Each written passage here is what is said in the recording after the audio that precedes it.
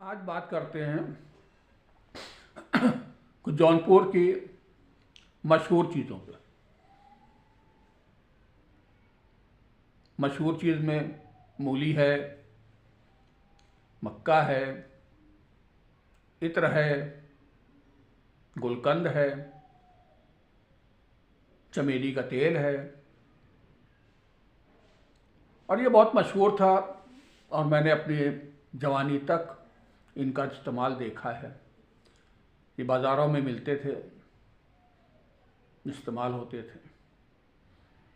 अब सिर्फ मिलते नहीं थे, बहुत ज़्यादा मिलते थे। आज अफसोस की बात है कि ये सारी चीज़ें विलुप्त होती जा रही हैं।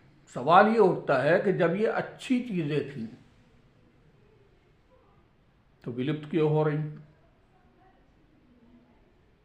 तो जवाब एक सीधा सा है।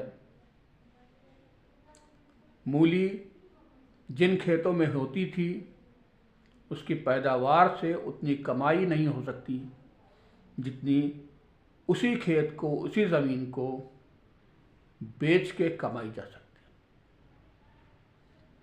ज़मीनें ज़्यादा कीमत दे गई, मूली कम कीमत दे रही थी। अब जब कम कीमत दे रही थी, जो खेत का मालिक था, जो किसान था, उसको लगा कि ये मूलियाँ पैदा करके कुछ मिलने वाला नहीं है। धीरे धीरे वो मूलियाँ कम हो गई, ख़त्म होने लगीं और अब इक्का दुक्का कहीं 800 स्क्वायर फीट की ज़मीन पर और कहीं बस थोड़े मोड़े दिखावे भर की होती है। और वो मूली अब वो तादाद की नहीं होती है, उस साइज़ की भी नहीं होती है, क्योंकि उस साइज़ की मूली होने के लिए पहले तंबाकू के खेत की मेड़ों पे डाली जाती थी। भुरभुरी मिट्टी होती थी, अच्छी मिट्टी मिलती थी, वो 5-6 फीट तक की हो जाती थी। अब 2-2.5 फीट की मिल गई थी, मिल गई, बहुत हो गया, तो मूली इस तरह विलुप्त हो गई। बात इत्र की करें तो इत्र कन्नौज तक सिमट के रह गया है। जौनपुर में इक्का दुक्का ही मिलता है और उसकी कॉस्ट इतनी ज़्यादा होती है कि आम आदमी असल इत्र जो मशहूर था उसे ख़रीद नहीं पाता। तब जो बनता है वो ज़्यादातर एक्सपोर्ट हो जाता है, लोकल मार्केट में नहीं रहता, तो ऐसा महसूस होता है कि वो विलुप्त हो गया। चमेली का तेल यही खेल है, जिस तरह से वो पैदा किया जाता है।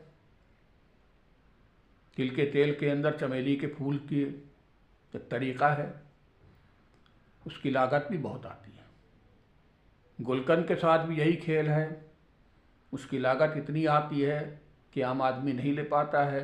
अब जो चमेली का तेल, तिल के तेल को चमेली का तेल कह के बेचा जाता है, वो सस्ता पड़ता है।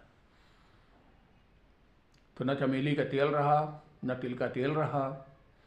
और इसके साथ एक चीज़ और मशहूर थी, वह है खरबूजा। पहले खरबूजा खेत में साल में पैदा होता था, उस खेत में और कुछ बोया नहीं जाता था। तो खरबूजे जमैथा की तरफ चले जाइए, खरबूजे आज भी पैदा होते हैं, क्योंकि उनकी मिठास गायब है।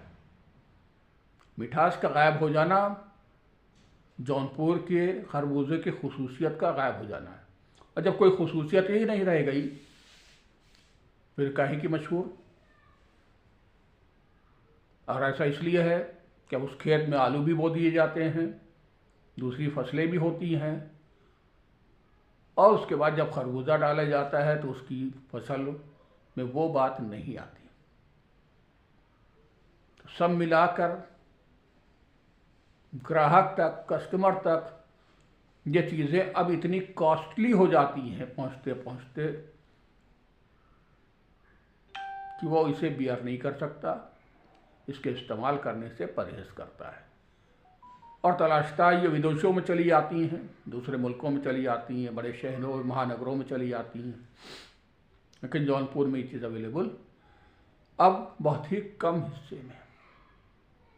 इसको किस तरह से फिर से समाज का हिस्सा बनाया जाए, ये अलग एक चर्चा का विषय। बस प्रार्थना है ऊपर वाले से, दुआ है कि जौनपुर की इस खसूसियत को जिंदा रखे और ये मुकम्मल तौर से ख़त्म न हो जाए।